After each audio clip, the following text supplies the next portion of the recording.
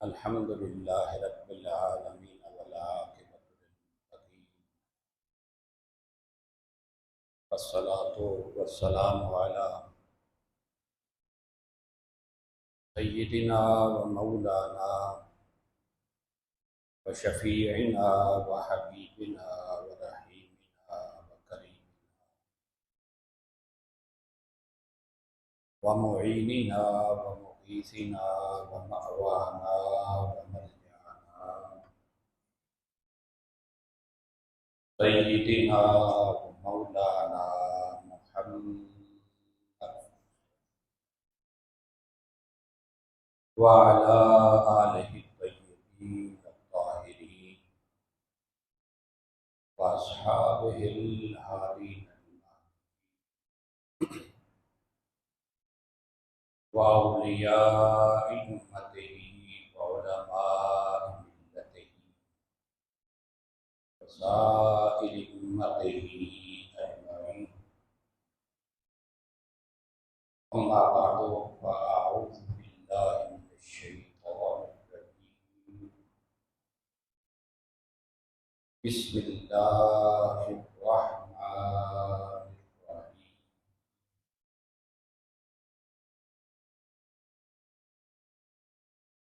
व इज़ क़ाल इब्राहीमु लिअबीहि आज़रा अतत्तख़िज़ु अस्नामन आलिया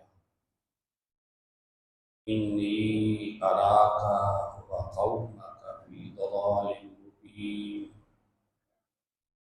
व कज़ालिका नुरी इब्राहीमा मलकूतस समावाति वल अर्द वलियकूना मिनल मूक़िनीन। सदक़ल्लाहुल अज़ीम। इन्नल्लाहा व मलाइकतहु युसल्लूना अलन नबी या अय्युहल्लज़ीना आमनू सल्लू अलैहि व सल्लिमू तस्लीमा। अस्सलातु वस्सलामु अलैका या सय्यदी या रसूलल्लाह व अला आलिका व अस्हाबिका या सय्यदी या हबीबल्लाह। अस्सलातु वस्सलामु अलैका या सय्यदी या इमामल क़िबलतैन व अला आलिका व अस्हाबिका या सय्यदी या जद्दल हसनी वल हुसैन। वाजिबुल एहतराम मुअज़्ज़ज़ व मुहतशम सामीन हज़रात, आज का हमारा मौज़ू हज़रत सय्यदना इब्राहीम खलीलुल्लाह सलाम आपकी तबलीग दीन से मुताल्लिक़ मसाइल जलीला है। कुरान मजीद फुरक़ान हमीद से हम उनका इजमाली तज़किरा करेंगे। रब्बे ज़ुल जलाल इरशाद फरमाता है, व इज़ क़ाल इब्राहीम लिअबीहि आज़रा अतत्तख़िज़ु अस्नामन आलिया इन्नी अराका व क़ौमका फ़ी ज़लालिन मुबीन।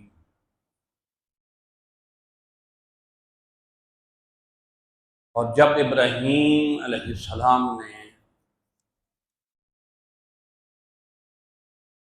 आज़र से फरमाया,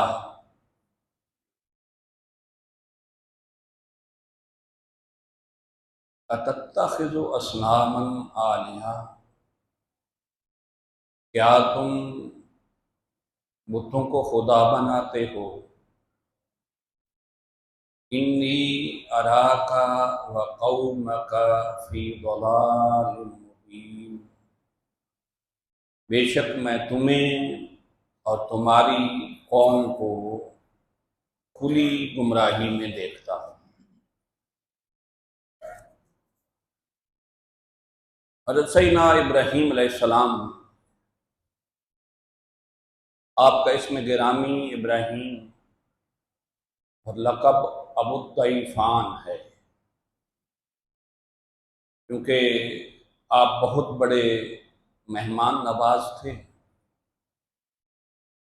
इसलिए आपको अबू तैफ़ान के लक़ब से याद किया जाता है।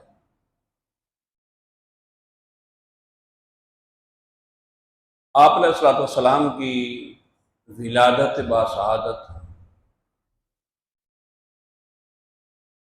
तूफ़ान नूह के 1709 साल बाद और हज़रत ईसा अलैहिस्सलाम से तकरीबन 2300 साल पहले शहर बाबुल में हुई। और शहर बाबुल के करीब एक कस्बा था जिसका नाम कोनी था, उसमें आपकी विलादत हुई। सबसे पहले जो बात मैं अर्ज करना चाहता हूँ,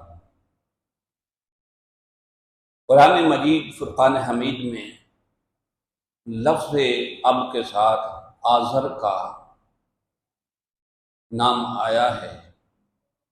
वइज़ क़ाल इब्राहीम लिअबीहि आज़रा, जब इब्राहीम अलैहिस्सलाम ने अपने बाप आज़र से फरमाया।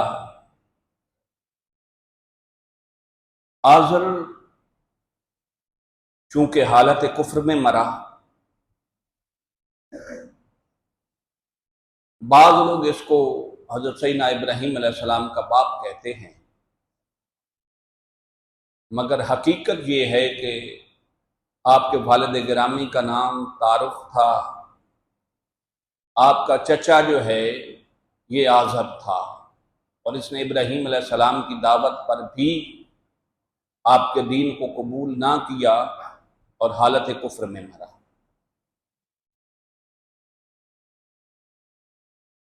अब आज़र को बाज़ लोग आपका बाप क्यों कहते हैं, उसकी एक ही दलील बयान करते हैं कि अरबी में लफ्ज़ अब को जो है बाप कहते हैं। कुरान मजीद फुरकान हमीद में चूंकि लफ्ज़ अब जो है ये आज़र के लिए आया है इब्राहीम अलैहिस्सलाम के साथ, लिहाजा वो उनका बाप है। पहली बात यह है कि अरबी बड़ी फसीह बलीग जुबान है, इसमें एक एक लफ्ज़ के कई मानी होते हैं।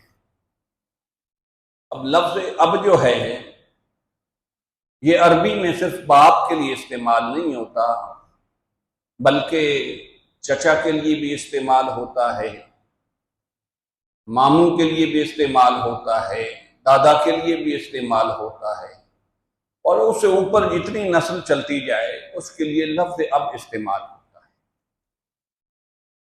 जरूरी नहीं कि इससे मुराद बाप ही लिया जाए। मसलन कुरान मजीद फुरकान हमीद में जब हजरत सैयदना याकूब अलैहिस्सलाम ने अपने आखिरी वक्त में, जब वक्त वसाल था, अपने बेटों को वसीयत फरमाई, पूछा कि मेरे बाद तुम किसकी इबादत करोगे, तो कुरान कहता है अम कुंतुम शुहदा इज़ हदर याकूब अल मौत, क्या तुम मौजूद थे जब सैयदना याकूब अलैहिस्सलाम के वसाल का वक्त आया। इज़ क़ाल लिबनीहि मा तअबुदून मिन बअदी, उस वक्त उन्होंने अपने बेटों से एक सवाल किया, मा तअबुदून मिन बअदी, क्योंकि मेरा इस दुनिया से कूच करने का वक्त आ गया है, तो मुझे एक ही फिक्र लाहिक है कि तुम मेरे बाद किसकी इबादत करोगे। जाहिर है नेक फारसा वालिदैन जो हैं वो अपने लिए भी, औलाद के लिए भी आखिरत की फिक्र करते हैं। हम प्रॉपर्टी छोड़ के जाते हैं, हलाल कमाई हो हराम कमाई हो, कोई फर्क नहीं, बस बच्चों के लिए विरासत छोड़ के जाना है। लेकिन असल विरासत जो है वो इल्म और दीन है। इसलिए इब्राहिम हजरत याकूब अलैहिस्सलाम ने अपने बेटों से पूछा कि मेरे बाद तुम किसकी इबादत करोगे? क़ालू नअबुदु इलाहका व इलाह आबाइका इब्राहीम व इस्माईल व इसहाक। तो सारे बेटों ने जवाब दिया, नअबुदु इलाहका, हम आपके माबूद की इबादत करेंगे, व इलाह आबाए का, और आपके आबा यानी इब्राहीम अलैहिस्सलाम, इस्माईल अलैहिस्सलाम और इसहाक अलैहिस्सलाम। अब इस आया करीमा में हजरत सैयदना याकूब अलैहिस्सलाम के वालिद गिरामी चूंकि हजरत इसहाक अलैहिस्सलाम थे, उनके लिए भी लफ्ज अब इस्तेमाल हुआ। आपके चचा ताया हजरत इस्माईल अलैहिस्सलाम थे, चचा के लिए भी लफ्ज अब इस्तेमाल हुआ। और इब्राहीम अलैहिस्सलाम आपके दादा थे, दादा के लिए भी लफ्ज अब इस्तेमाल हुआ। तो लफ्ज अब जो है ये दादा के लिए भी, चचा के लिए भी, बाप के लिए भी, सबके लिए इस्तेमाल हो सकता है। बल्कि मोहम्मद बिन काब कर्जी ने इस आया करीमा को बतौर दलील पेश किया है कि अब के कौन कौन से मानी इस्तेमाल किए जा सकते हैं। तो कहते हैं अल खालो वालिदुन वल अम्मु वालिदुन, मामू को भी बाप कहा जा सकता है अरबी में, और चचा को भी बाप के साथ कहा जा सकता है लफ्ज अब के साथ।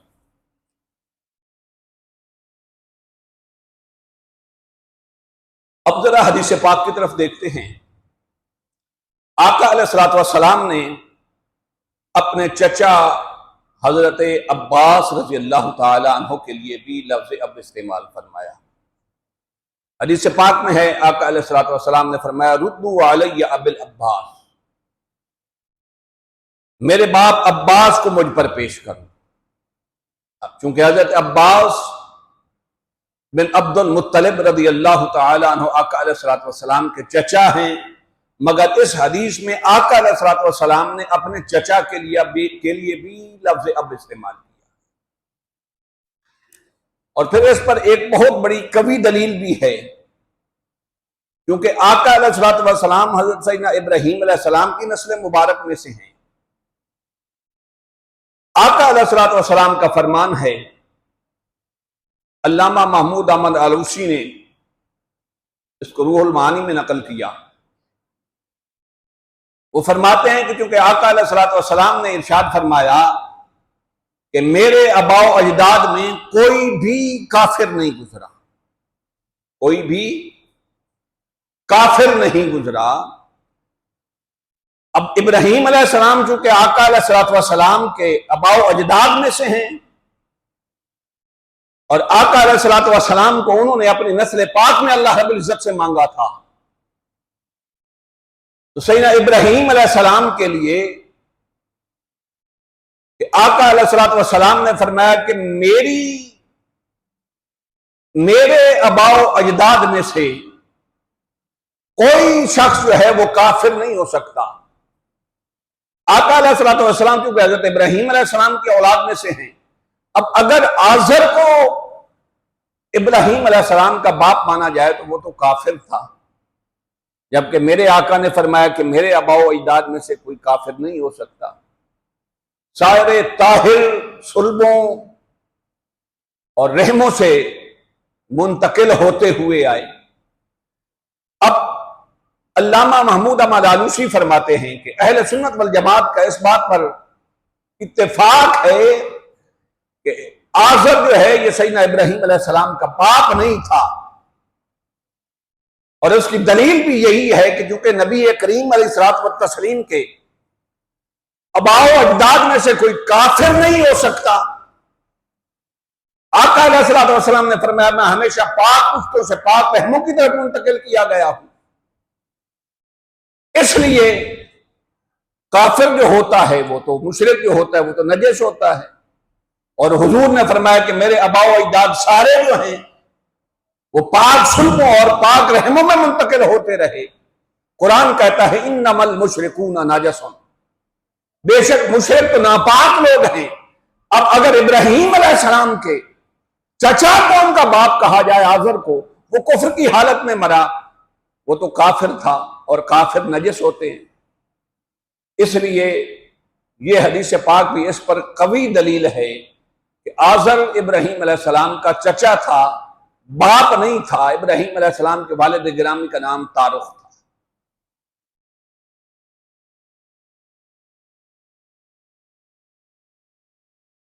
और फिर देखिए इब्राहीम अलैहिस्सलाम कि आजर जो है वो आपका चचा था, इस पर कुरान मजीद फुरकान हमीद में एक और भी दलील है।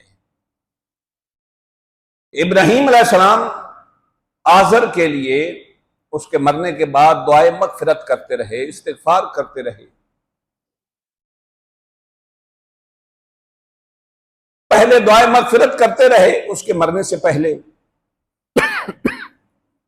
जब वो कुफ्र की हालत में मर गया तो अल्लाह रब्बुल इज्जत ने मना फरमा दिया, फरमाया कि इब्राहीम चूंकि वो कुफ्र की हालत में मरा, काफिर की बख्शिश कभी नहीं हो सकती, इसलिए आप उनकी बख्शिश और मगफिरत की दुआ ना करें। वमा कान इस्तिगफार इब्राहीम लिअबीहि इल्ला अन मौइदतिन वअदहा इय्याह फलम्मा तबय्यन लहु अन्नहु अदुव्वुन लिल्लाहि तबर्रअ मिन्हु। फरमाया इब्राहीम अपने चचा आजर की बख्शिश चाहना, वो तो ना था, मगर एक वादा के सबब जो से आप कर चुके थे। जब इब्राहीम अलैहिस्सलाम पर वाज़े हो गया कि वो अल्लाह का दुश्मन है तो आपने उससे ताल्लुक तोड़ लिया। और इस पर एक दूसरी भी रिवायत है, हदीस इसी आयत करीमा पर है कि लफ्ज अब का लफ्ज सिर्फ बाप के लिए इस्तेमाल नहीं होता, क्योंकि सैयदना इब्राहीम अलैहिस्सलाम ने आजर को एक दफा कहा था, हदीस पाक में आता है कि मैं तेरे लिए बख्शिश की दुआ करूंगा।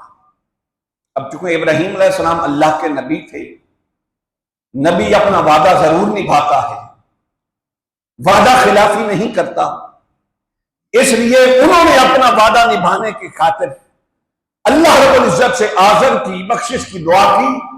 लेकिन अल्लाह ने जब मना कर दिया तो आपने फिर उसकी बख्शिश की दुआ करना छोड़ दिया। और इस आयत करीमा के शान नुज़ूल में मौला कायनात सैयदना अली मुर्तज़ा अलैहिस्सलाम फरमाते हैं कि जब ये आयत करीमा नाज़िल हुई, सअस्तग़फिरु लका रब्बी, मैं तुम्हारे लिए अपने रब से बख्शिश और मग़फ़िरत तलब करूंगा। तो फरमाते मैंने सुना कि एक शख्स अपने वालिदैन के लिए दुआए मग़फ़िरत कर रहा था। अब ये मौला कायनात फरमाते हैं, अब उसके शख्स के जो वालिदैन थे, मां और बाप दोनों जो थे, वो हालत कुफ्र में मरे थे, मुशरिक थे। तो आप फरमाते हैं कि मैंने उस शख्स से कहा कि तेरे वालिदैन क्योंकि मुशरिक थे तो मुशरिक के लिए दुआ मग़फ़िरत नहीं करनी चाहिए। उसने जवाब अर्ज किया कि या रसूल अल्लाह, मौला कायनात को अर्ज किया कि जनाब चूंकि इब्राहीम अलैहिस्सलाम ने अपने चचा आजर के लिए भी तो दुआ की थी, अपने बाप आजर के लिए। फरमाया ये वाकया जब आका अलैहिस्सलाम से अर्ज किया गया, इब्राहीम अलैहिस्सलाम का इस्तिग़फ़ार करना, उसके इस्लाम, तो फरमाया उसके इस्लाम लाने पर उम्मीद की दलील था, क्योंकि आजर आपसे कहता रहा कि मैं आपका दीन कबूल करूंगा। इसलिए इब्राहीम अलैहिस्सलाम उसे दावत भी देते रहे और उसके लिए दुआ भी करते रहे। मगर जब वो कुफ्र की हालत में मरा तो इब्राहीम अलैहिस्सलाम ने अपना नाता और ताल्लुक तोड़ लिया।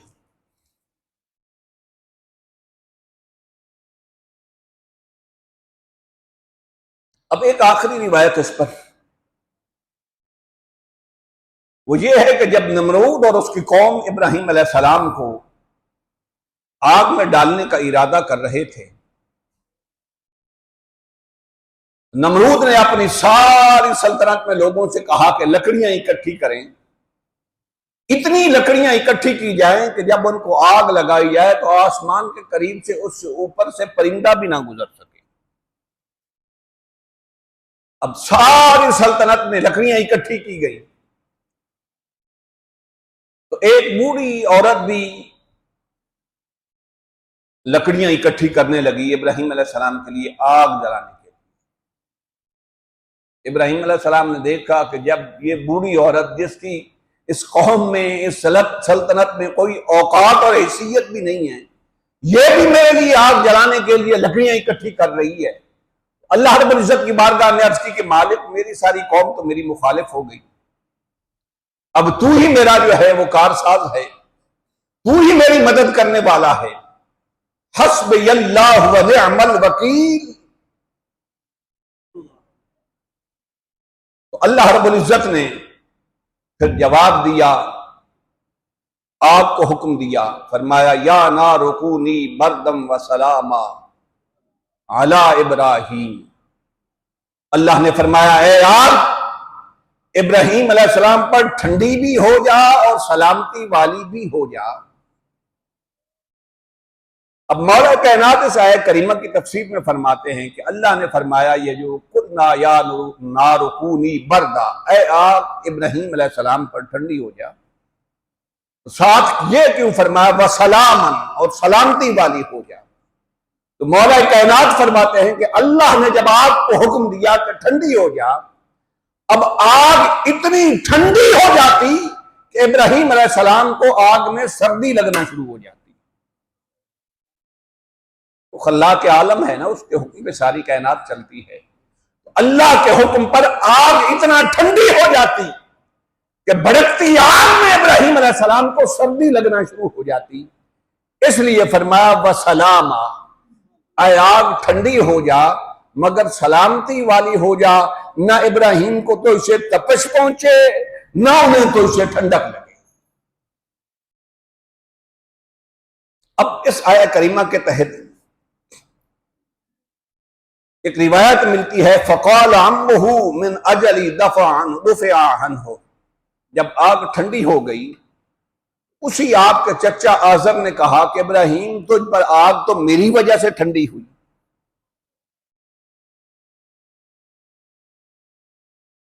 अल्लाह रब्बुल इज्जत ने फिर उसी आग से, जिसके बारे में उस आज़र काफिर ने कहा कि आग मेरी वजह से ठंडी हुई है, वो कादिर है, उसी आग से एक चिंगारी फेंकी और आज़र उस चिंगारी में जल के मर गया। अब थोड़ा सा इस बात से जरा आगे चलते हैं। इब्राहीम अलैहिस्सलाम के बाप का नाम तारुख था, आज़र आपके चचा थे, और आज़र जो है ये कुफ्र की हालत में मरा था। इसके बाद रब्बुल ज़ुल जलाल फरमाता है, वकज़ालिका नुरी इब्राहीमा मलकूत समावाते वल अर्दे वल यकून मिनल मूकिनीन। फरमाया, और इसी तरह हम इब्राहीम को दिखाते हैं मलकूत समावाते वल अर्द,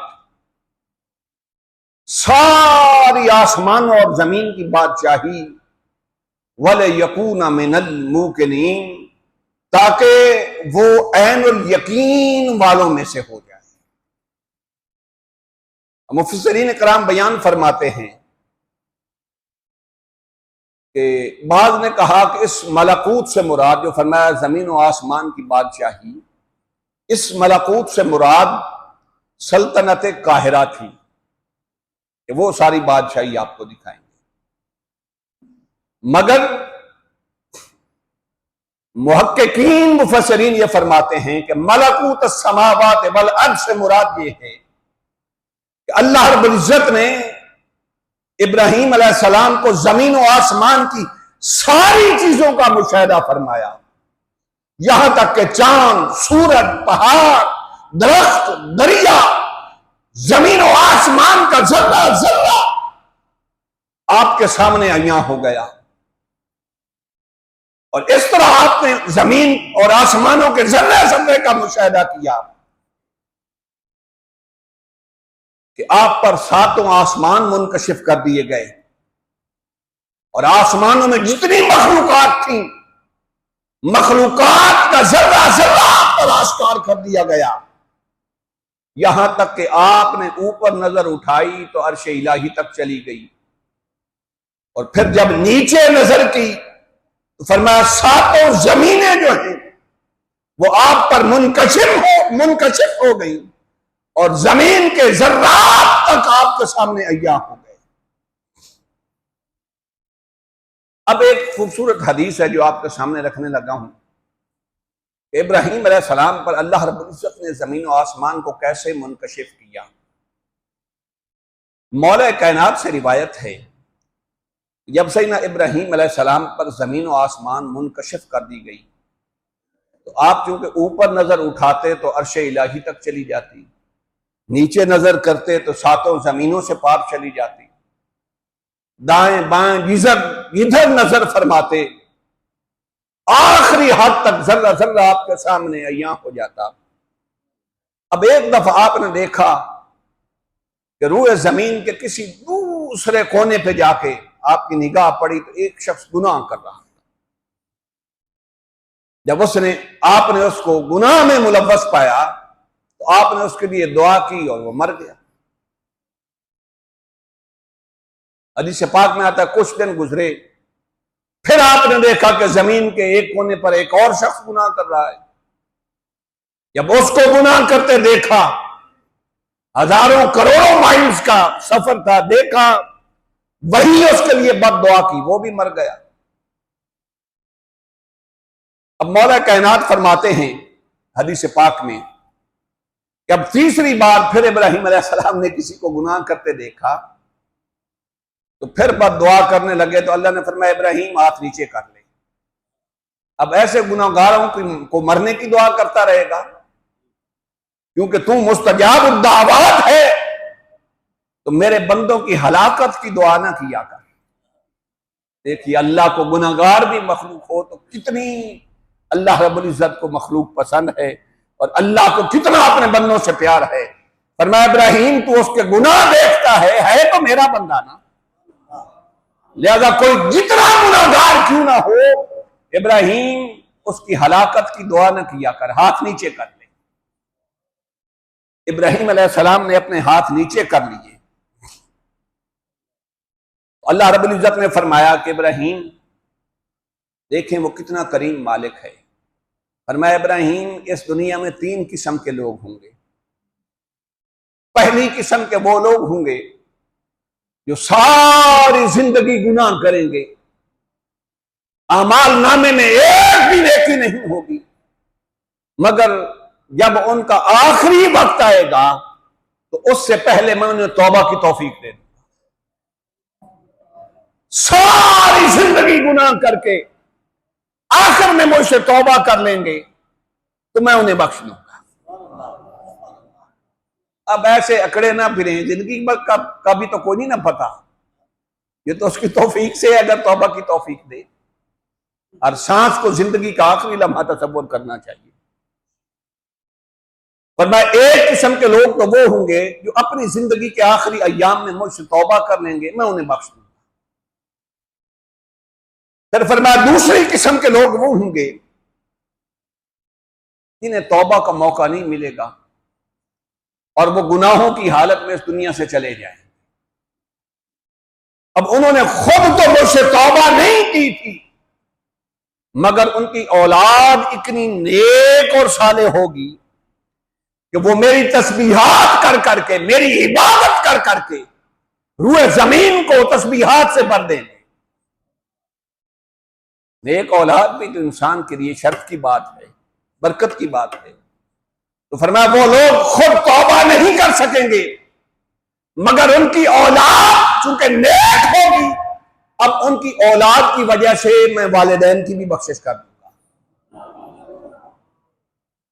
तो सिर्फ ऐसा नहीं कि वालिदैन औलाद की बख्शिश का सबब बन सकते हैं, अगर औलाद नेक हो तो वालिदैन की बख्शिश का सबब औलाद भी बन सकती है। वो कितना करीम रब है। अच्छा मालिक अगर कोई ऐसा शख्स हो जिसको जिंदगी भर तेरी बारगाह में तौबा की तौफीक ना मिली हो, इसी हाल में इस दुनिया से चला गया, फिर उसकी औलाद नहीं थी, अगर थी तो नेक नहीं थी, वो भी उसी तरह गुनाहगार थे, अब उनके साथ तो क्या मुआमला करेगा? बात समझ आई? तो अल्लाह रब्बुल इज्जत ने फरमाया, इब्राहिम सारे काम बंदों के करने वाले नहीं होते, कुछ काम मेरे भी करने वाले होते हैं। वो गुनाहगार सही, उन्हें तौबा की जो है तौफीक मैंने नहीं अता की, वो तौबा नहीं कर सके, उनकी औलाद भी गुनाहगार थी, वो भी तौबा ना कर सकी, मगर मैं तो गफूर रहीम हूं ना, फिर मैं चाहूंगा तो मैं खुद ही उन्हें बख्श दूंगा। तो वो मालिक इतना करीम है कि वो चाहे तो बगैर किसी सबब के खुद ही बख्श सकता है।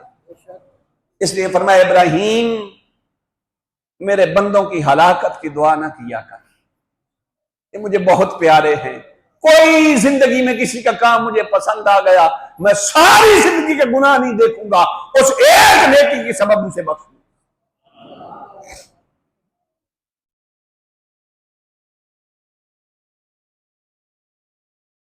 इसीलिए तो कुरान मजीद में है ना, इब्राहिम अलैहिस्सलाम ने अल्लाह से दुआ की, फमन ताबियानी फइन्नहु मिन्नी वमन आसानी फइन्नका गफूरुर रहीम। इब्राहिम अलैहिस्सलाम बेशक अल्लाह के खलील थे, मगर फरमाया मालिक जो नेक हैं वो मेरे खाते में डाल दे, जो इबादत गुजार हैं वो मेरे खाते में डाल दे, और मेरी उम्मत से जो गुनाहगार हैं, मासियत करने वाले हैं, आसी हैं, वो तू गफूर रहीम है, तू जान और तेरा काम जाने। मगर इब्राहिम अलैहिस्सलाम नेकोकार अपने खाते में रखते हैं, गुनाहगार रब के खाते में डाल देते हैं। जब बारी आती है आका अलैहिस्सलातु वस्सलाम की, तो आका अलैहिस्सलातु वस्सलाम फरमाते हैं, मालिक नेकोकार तेरे, गुनाहगार मेरे। मालिक जो नेक बंदे होंगे तेरे, तू उनको उनके अमाल के सबब बख्श देगा। मेरी उम्मत के जो गुनाहगार होंगे वो क़यामत के दिन परेशान होंगे, उन्हें कौन बख्शवाएगा? तो मालिक नेक बंदे अपने खाते में डाल दे मेरी उम्मत के, और मेरी उम्मत के गुनाहगार मेरे खाते में डाल दे।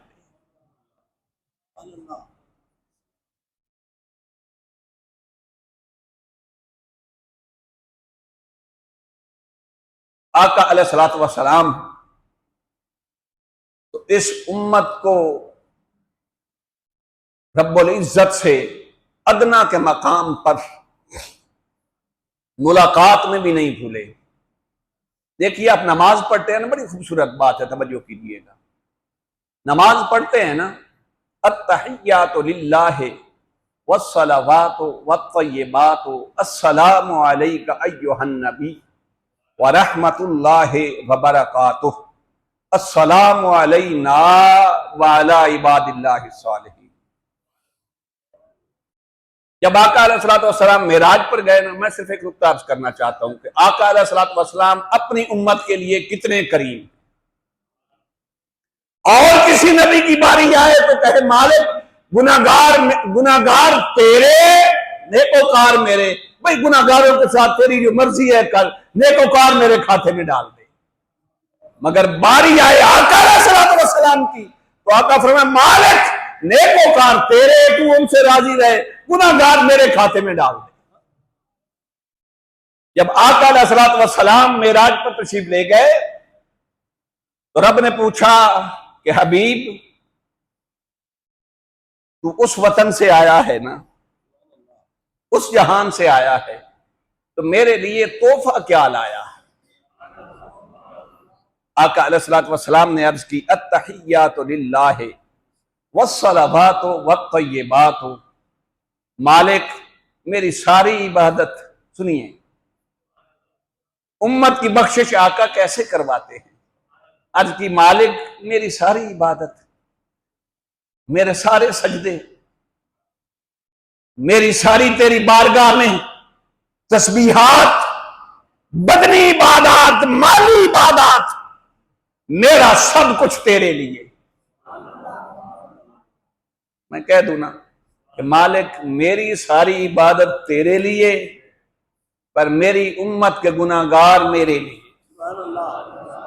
अपनी सारी इबादत अल्लाह की बारगाह में बतौर तोहफा पेश की, तो अल्लाह की तरफ से जवाब आया, अस्सलामु अलैका अय्युहन नबी। ऐ हबीब, तूने अपनी सारी जिंदगी की इबादत फकत मेरी बारगाह में हाजिरी के वक्त तोहफे में पेश कर दी। बात तो है ना यारो, कि सारी जिंदगी की बंदे की कमाई हो, किसी से मुलाकात के लिए जाए तो कहे मैं सारी जिंदगी की कमाई तुम्हें तोहफा करता हूं। कुछ भी नहीं आका अलैहिस्सलातु वस्सलाम ने मांगा। अर्ज की मालिक मैं अपनी सारी जिंदगी की इबादत तेरी बारगाह में बतौर तोहफा पेश करता हूं। अब जवाब आया, अस्सलामु अलैका अय्युहन नबी। ऐ मेरे करीम हबीब, ऐ मुझसे इतनी मोहब्बत करने वाले कि मेरी एक झलक पे, मेरी एक मुलाकात पे तूने सारी जिंदगी की कमाई मुझे तोहफा कर दी। जब अल्लाह की तरफ से सलाम आया ना, तवज्जो है यारो, हम किसी एमपीए या एमएनए या चौधरी के पास जाए ना, वो आपको उठ के खड़ा होके मिले ना, सच्ची बात है हम माँ बाप भी भूल जाते हैं कि मैं पुत्र के दा, मेरा प्यो कौन है, जैसे पिछू कौन है। कोई भी होवे किसी कौम का भी, बस एमएनए साहब ने हाथ मिलाया तो सब कुछ भूल गया। ऐसा ही होता है ना, जमीन से इतने ऊंचे हो जाते हैं। वो नबी कितना करीम है, जिन पर रब सलाम भेजे और सामने बिठा के सलाम भेजे। रब फरमाए अस्सलामु अलैका अय्युहन नबी। जब रब सलाम भेजे तो नबी को गुनाहगार उम्मत याद आ जाए। रब ने मुस्तफा पे सलाम भेजा, अस्सलामु अलैका अय्युहन नबी। आज की मालिक तेरा सलाम मुझ तक तो पहुंच गया, मगर अकेले नहीं। मैं अपनी गुनाहगार उम्मत को कहीं भी नहीं छोड़ूंगा। वो तेरी बारगाह हो, वो यौम हश्र हो, वो क़यामत का तख्ता दिन हो, मैं अपनी उम्मत को कभी तन्हा नहीं छोड़ूंगा। जब रब ने फरमाया अस्सलामु अलैका अय्युहन नबी, आका ने फरमाया अस्सलामु अलैना व अला इबादिल्लाहि सालिहीन। नमाज में हम हर रोज पढ़ते हैं, मगर कभी सोचा नहीं कि ये कितना मोहब्बत भरा जुमला है आका अलैहिस्सलातु वस्सलाम का अपनी उम्मत के लिए। मेरे आका ने गुनाहगार बाद में रखे, और आका ने इबादत गुजार बाद में रखे, गुनाहगार पहले रखे। और मैं अस्सलामु अलैना, अब आका तो तन्हा थे ना वहां, और आगे ये भी फरमा दिया वाला इबादिल्लाहि सालिहीन, मालिक हम पर भी सलाम हो और तेरे नेक बंदों पर भी सलाम हो। कोई बात समझ आई या कोई ना? पर मैं मालिक तेरे इबादत गुजार बंदे एक तरफ, मैं और मेरी गुनाहगार उम्मत एक तरफ। अस्सलामु अलैना, मालिक तन्हा मुझ पर सलामती नहीं, मुझ पर और मेरी उम्मत के तमाम गुनाहगार अफराद पर मेरे साथ सलामती हो। मेरे आका ने अपनी गुनाहगार उम्मत यूं अपने साथ रखी। पर मैं मालिक इबादत गुजारों को तो तुम्हें बख्श देना है, उनके सजदे देखेगा, उनकी इबादत देखेगा, उनका रात का जागना देखेगा, उनके दिनों के रोजे देखेगा, उनके कुरान की तिलावतें देखेगा, तो राजी हो जाएगा, बख्श देगा। तो जिसने मेरा कलमा पढ़ा, ठीक है नालायक था, गुनाहगार था, रोजा नहीं रख सका, कुरान नहीं पढ़ सका, नमाज सही तरीके से नहीं पढ़ सका, पर है तो मेरा, मैं कैसे छोड़ दूं? मैं अस्सलामु अलैना, नहीं नहीं मालिक, जहां मैं हूंगा मेरी गुनाहगार उम्मत मेरे साथ होगी। अस्सलामु अलैना व अला इबादिल्लाहि सालिहीन, सलाम हो मुझ पर और मेरे साथ मेरी गुनाहगार उम्मत पर। व अला इबादिल्लाहि सालिहीन, मालिक ने फिर वो इबादत गुजारों को आका ने बाद में रखा। ठीक है, मेरे गुनाहगार बंदे मेरे पास आ गए ना, मेरी कमली और रहमत में आ गए ना, अब तू जान और तेरे इबादत गुजार बंदे जाने। मैंने तो अपनी गुनाहगार उम्मत को अपनी कमली में छुपाना।